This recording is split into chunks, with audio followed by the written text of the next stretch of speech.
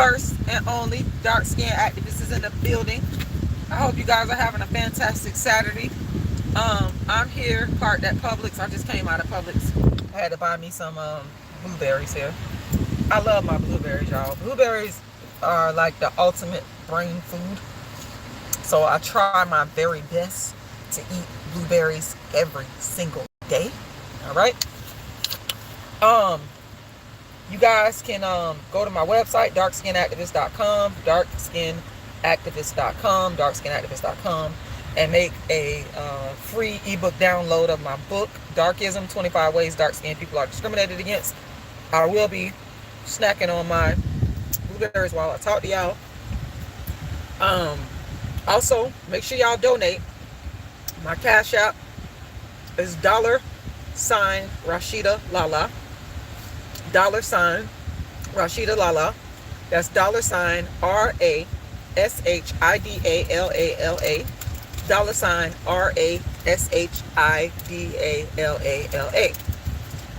I don't get enough donations. I don't get enough as I should. So I encourage all of you guys to donate. Y'all know the work that I do, the free work that I've done for years and years, helping to spread awareness to the unique struggles that dark-skinned people face. All right. So I want to come on here and talk a little bit about, just a little, because I ain't going to be on here for very long, because I got a whole heap of stuff I got to get done. But I want to come on here and talk to you guys for a little bit about the show called Ready to Love. Or no, it's a spin-off of Ready to Love. It's not called Ready to Love. It's a spin-off of Ready to Love. The show is called Make a Move. And those of y'all that watch me, y'all already know that I am a huge fan of Ready to Love. I've been watching Ready to Love since its inception. And Ashley, who I'm going to talk about today, she's one of the original cast members of Ready to Love when it first came out, y'all. And Ready to Love created a spin-off show called Make a Move, right? And the show is really for females that were not, I guess, so lucky in love. They didn't find love on Ready to Love. So it's almost like a second, well, it is a second chance for these women to find love, right? So, hold on, y'all. So Make a Move, that's the name of the show. And it's produced by Will Packer, the same person that produced Ready to Love. And it consists of like 4 castmates from the different seasons of Ready to Love. So you got Ashley, you got Sharice, who else you got on there? Bernicia, and what is her name? Nadia. Okay, so those are the 4 women, and they're like, this time around, the premise is set up to where the women are in control and they are able to pick and choose the man that they want to, even though it's some blind dates they go out on. But if they decide that they want to make a move to another person, another connection that they think is better, they could do that.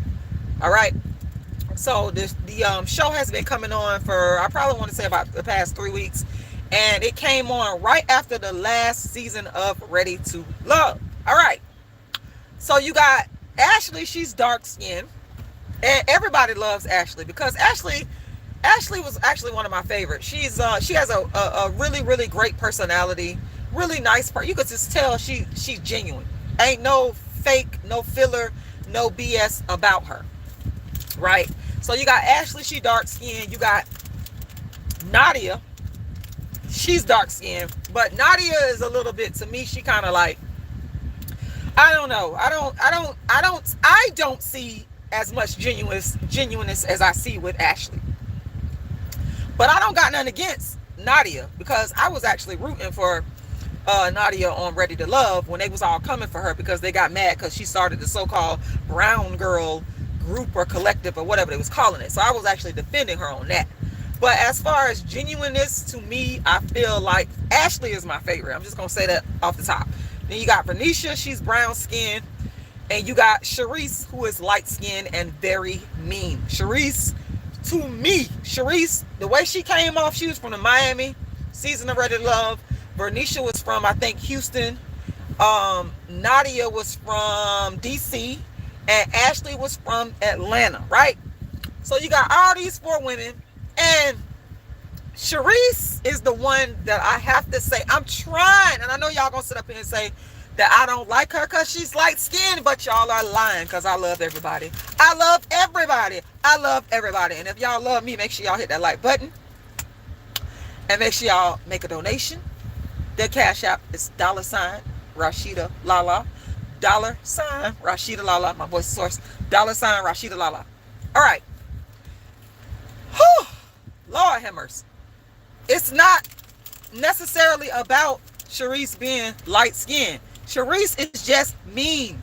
Sharice liked to fight with people. She did say something about being bullied when she was growing up, and I can understand how that can make you have a tougher exterior, because I was bullied. Well, people tried to bully me, you know, and picked on me growing up for being dark skinned. And I have a very, very take no BS attitude. I'm not taking people mess. No, we're not going to do that. So I get that part. But Sharice, I felt like on the Ready to Love, the Miami, when she was on there, I felt like they kept Sharice on. And by the way, y'all, I'm eating my brain food, blueberries. Just came out of Publix. They got me some blueberries. I'm like literally parked in Publix parking lot making this video. Anyway, so I felt like Sharice was given too many chances, and I felt like Sharice does have light skin privilege on the Miami Ready to Love, because she should have been, I felt like she should have been got kicked off. I felt like some of the women that left before her, they did not deserve to be kicked off, because Sharice was the one that was causing a lot of problems. And so I do believe that she did benefit from light skin privilege on the Miami season of Ready to Love. Yes, I do believe that. But in some ways, I kind of understand Sharice a little bit. But at the same time, I don't like the fact of how Sharice will start and mess with Nadia, who's dark skinned on the show.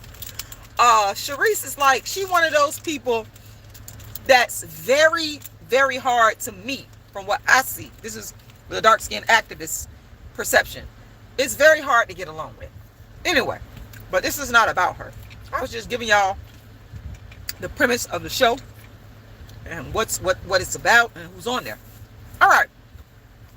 So this episode, the one that I just watched yesterday of Ready to Love, they brought some of the cast members from the previous episodes of Ready to Love to sort of go out on a date with their friends from the other, you know, the cast that they was on, and kind of like vet these guys and see what kind of, you know, chemistry there was, etc. Now, Stormy was one of the people that was on the first episode of Ready to Love with Ashley, and they brought her back. They brought Stormy back as a friend for Ashley, and I did not understand that. I mean, Ashley got along with everybody. I don't think that there was anybody on the show that Ashley did not get along with, because she's just a nice, sweet person, beautiful dark skin, great personality, etc. And I didn't see this one coming. I'm telling y'all right now, I did not see this coming when I watched the show last night. But I kind of would have thought that maybe they would have brought back, what's her name? The one that, hey, I'm forgetting their names. It was Shay. I would have think that they would have probably brought back Shay, because Shay is one of the people that I saw and I felt like there was like really, really genuine chemistry with. I mean, there was a scene that with Stormy and Ashley in it where she was kind of like complimenting Alex, which is the guy that ended up choosing her, but he wasn't really choosing her. He really wanted a light-skinned woman. Ashley was the fallback, and not because Ashley is not beautiful. It's because of the black man. Some of y'all darkism. It is because of some of the black man's darkism. I have to say that. I have to say that.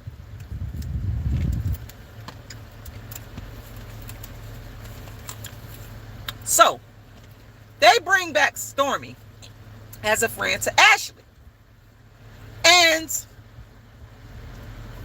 I blame both of Stormy and the dude Kirsten, that's his name. I blame both of them for the light skin privilege, because that's what I felt that happened.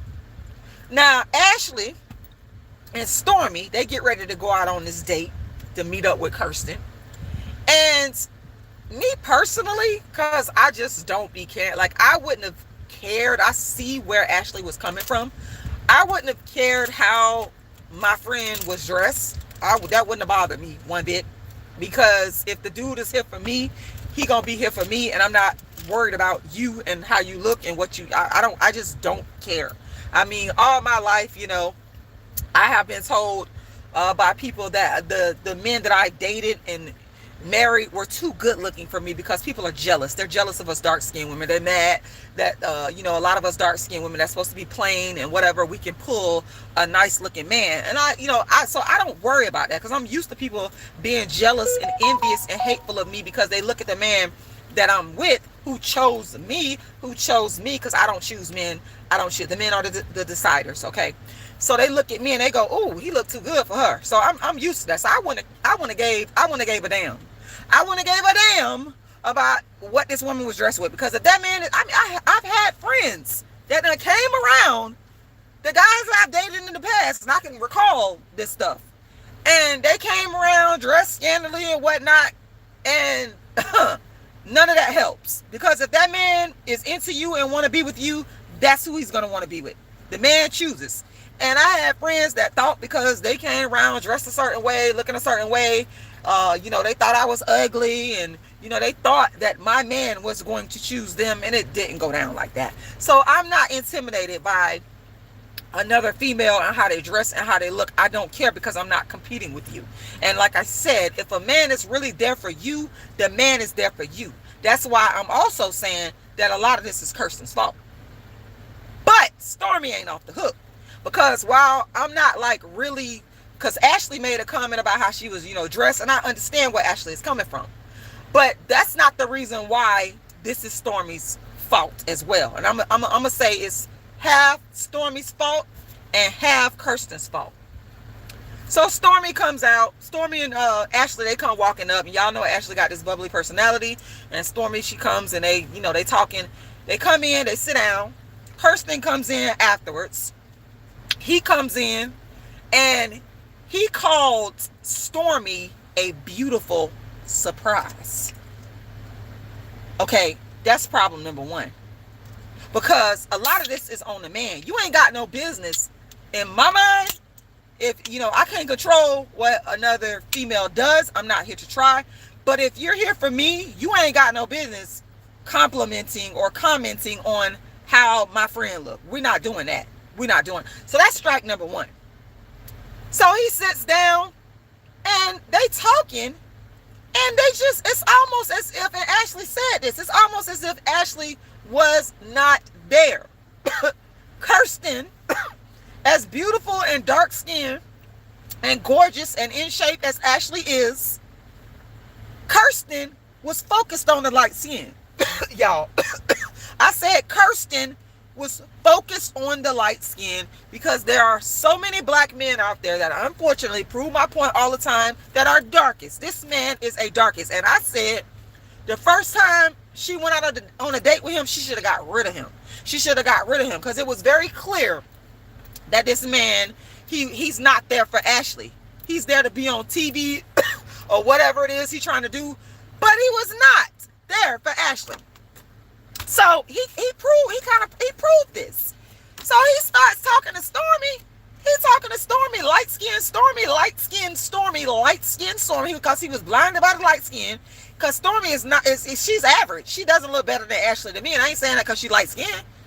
I ain't saying that because she light-skinned. She doesn't look better than Ashley. But to a lot of black men, when they see light skin, they automatically deem light skin to be pretty. And this man, Kirsten, was blinded by the light skin.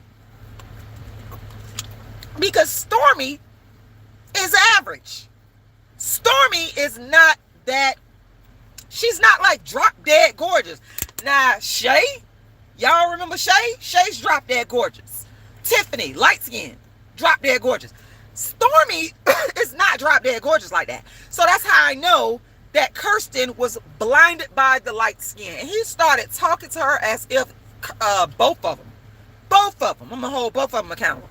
Kirsten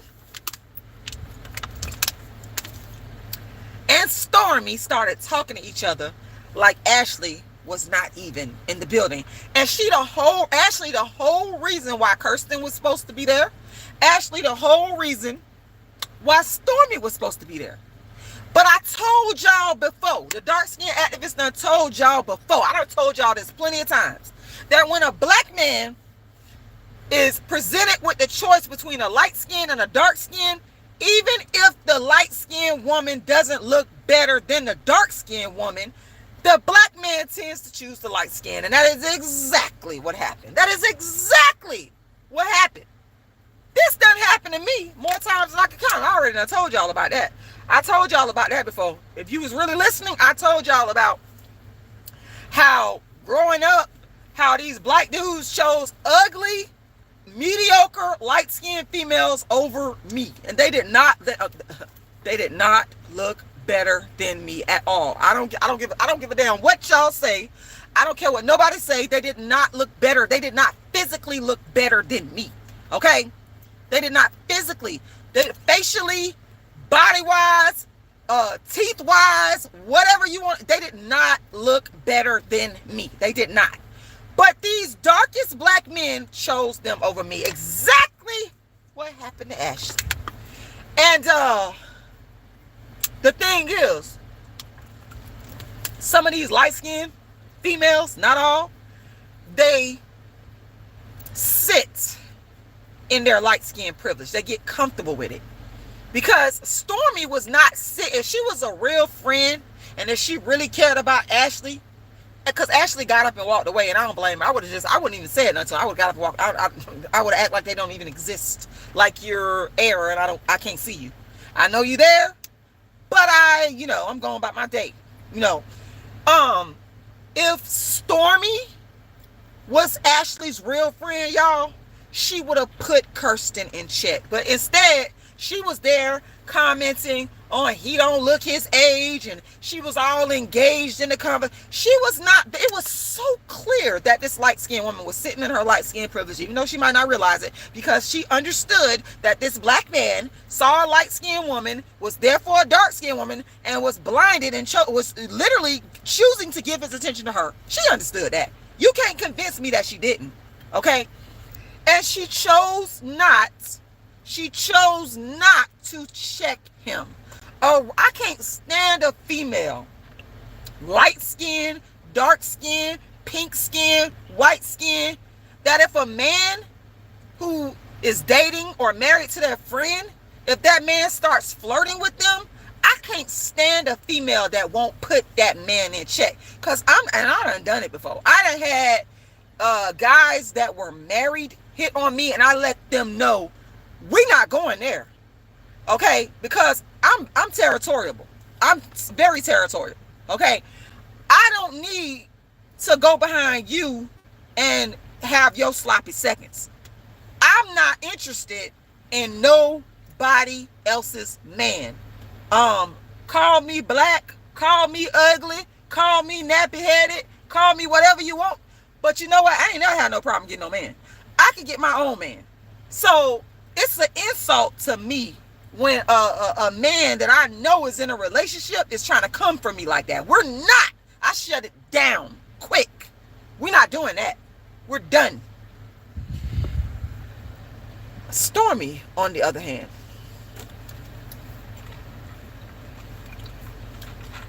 she sat there and she enjoyed the attention. Y'all, she did not even attempt.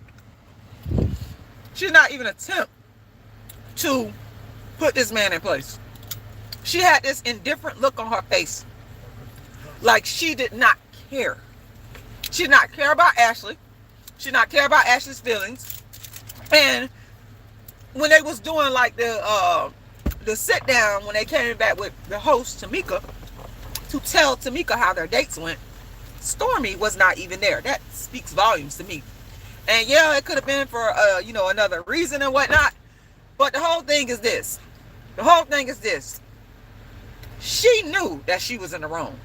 Okay? She knew that she was in the wrong for basking in her light-skinned privilege. And that's the thing. Light-skinned women have the opportunity to speak out against light skin privilege of any kind, white privilege of any kind. And the unfortunate truth is a lot of them don't. Stormy is a perfect example. And, you know, I just hope, that Ashley got rid of Kirsten. Okay. I wanted her to get rid of Kirsten last week. I could see that he was not there for her last week. She could have stuck with the guy she met. It was two nice guys, two very nice guys that she went on a date with. I think one of them, he had like locks in his head, kind of bright skin. And I thought that he would have probably been a good match for her. And, you know, but you could see that there was like, she has an attract, and I understand that because I'm not going to be with nobody that I'm not like physically attracted to. I got to be like physically attracted. So there's this, you could sense that there was this like huge physical attraction that she had to Kirsten, because Kirsten is a good looking man, but I don't care. If you're not going to be here for me, if you're not going to put me on a pedestal as a dark skinned woman, then I don't want nothing to do. You're beneath me. You're beneath me. If you're not going to put me on a pedestal as a dark-skinned black woman, I don't care how good-looking a man is, you got to get the hell out of here. I'm going to get the hell on. You ain't even got to get the hell on. I'm going to get the hell on. That's how that's going to go. So, we don't know yet, y'all. We don't know.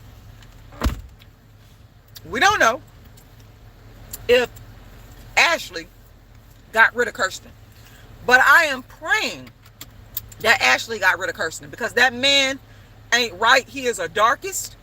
The first chance he got to see a light-skinned woman, you know, he just pushed Ashley to the side. It was just horrible. The level of disrespect in that whole scene, y'all. The whole scene, the whole interaction between Ashley, light-skinned Stormy, dark-skinned Ashley, and that black man is the whole form of darkism that I have been speaking to you guys about for years when I talk about the black man and his dating and marriage choice. That is the same thing that I went through growing up as a dark-skinned female, with black men choosing mediocrity over me. Choosing mediocrity, mediocrity over me. Because like I said, the ones they was choosing, they did not look better. They did not look better than me. I'm not going to ever sit here and say they look, because they didn't. I'm just keeping it 100. They did not look better than me. And I'm sure that they knew within themselves, which they could. Sometimes people can't admit when a dark-skinned woman looks better than them or looks good, because they just be jealous. They be hating. They look at you and they think, you know, they size you up because you dark-skinned, and they think that, oh, because I'm light-skinned, all the men gonna flock to me. Honey, just because you light-skinned does not make you pretty, and being dark-skinned does not make you ugly. That is not the way it goes. That is not the way it goes. No, it wasn't about that. Advanced Caesar, that's y'all cop out. That's y'all darkism cop out. And thank you, Inky. You said I really like your glasses. Thank you. Hey everybody. We got something else in the building. You said, hey. You said, am I going to talk about Keke Palmer and Darius? I don't know about that situation, but maybe I need to go research it and find out and come back here on here and give y'all my commentary. But yeah, it's just ridiculous. And I felt so bad for Ashley, because she's probably my favorite, and I'm rooting for her. I'm rooting for her that God gonna send her a great man. I'm gonna come back on here and talk to y'all about her and Alex, and how Alex used dark-skinned Ashley as the fallback when he really wanted light-skinned Tiffany. I'm telling y'all, nobody can tell me about no Ready to Love. I don't watch Ready to Love since its inception, and I was the first one on YouTube. I don't care all these bloggers, y'all can sit there and copy me all day. You're not the dark-skinned activist. I said you're not the dark-skinned activist. I was the first to come onto YouTube and give commentary about colorism and darkism, because that's what I do. I've been the dark-skinned activist. It's only one dark-skinned activist, and that's Rashida Strober. You're right. Short and cute. Alex is not his real name. And Ashley let us know that. Advanced Caesar Salad said, the problem is you automatically exclude personality over looks, as if you are 100% in their heads to know what they're thinking. That's not very analytical. That's a darkism excuse. Let me tell y'all something. These black men, some of them, they will give any and every excuse to try to deter the fact that they are darkest. any and every excuse.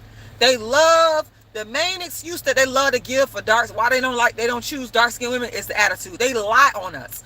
Oh, it's your attitude. Oh, it's your personality. Ashley does not have no bad attitude. Anybody that don't watch Ready to Love, anybody that don't watch Ashley, they know it has nothing to do with her attitude. She got the most sweetest, kindest attitude. And that's why we know that there's darkism at play here. So you can take the attitude excuse and the personality excuse and ball it up and throw it in the trash. Because conversely, they will give light-skinned women and white women who act like bitches with bad attitudes a pass. In fact, they will marry, wife, baby mama, date them over a black dark-skinned woman. I done seen it happen more times than I can count. And then they'll call her bad attitude fierce. You know, she's fierce, she's assertive, she's a strong woman. But none of those characteristics are assigned to the dark-skinned black woman. All the negative stereotypes are assigned to a dark-skinned black woman. So what you could do is miss me with that personality and that attitude, because that's a cop-out. You're not telling the truth. You're not assigning it to light-skinned women, to white women, to non-dark-skinned women, biracial women. You're not. You're not.